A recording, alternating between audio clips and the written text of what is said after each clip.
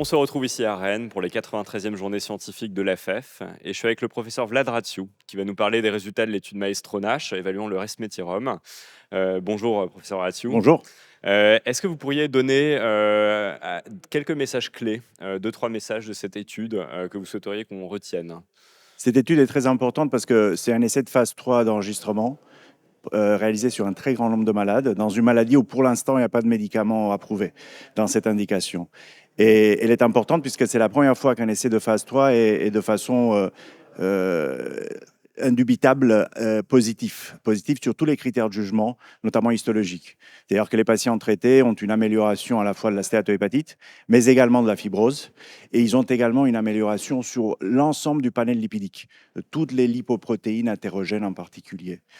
Tout cela avec une diminution des transaminases qui donc conforte l'idée qu'il y a un effet anti-inflammatoire au niveau hépatique.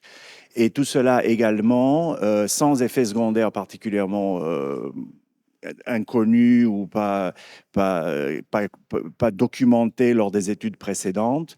Donc le profil de tolérance est tout à fait acceptable et sans aucun signe d'hépatotoxicité. Donc une étude que je dirais entièrement positive, avec des résultats histologiques qui sont dans une certaine mesure corroborés par des tests non invasifs. Merci. Est-ce que vous avez vu des différences éventuellement en fonction de la présence d'un diabète ou non dans la population de l'étude? Non, il n'y a pas de différence d'efficacité. En fait, il y avait 2 doses de testées pour aucune des 2 doses en raison du diabète. Après, si on rentre dans des sous-groupes, les effectifs commencent un petit peu à diminuer de taille, notamment si on prend les diabétiques au-delà d'un certain âge, en deçà d'un certain âge.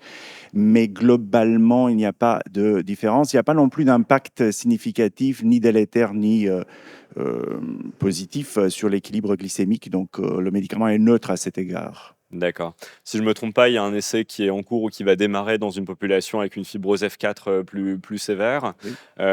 Donc on attend évidemment les résultats définitifs de l'étude, Il faut déjà commencer et celle-là. bien inclure. Exactement.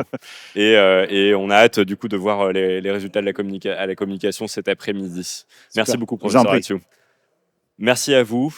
Nous sommes donc à Rennes en attente des résultats de cette étude auquel beaucoup de centres ont participé ici en France.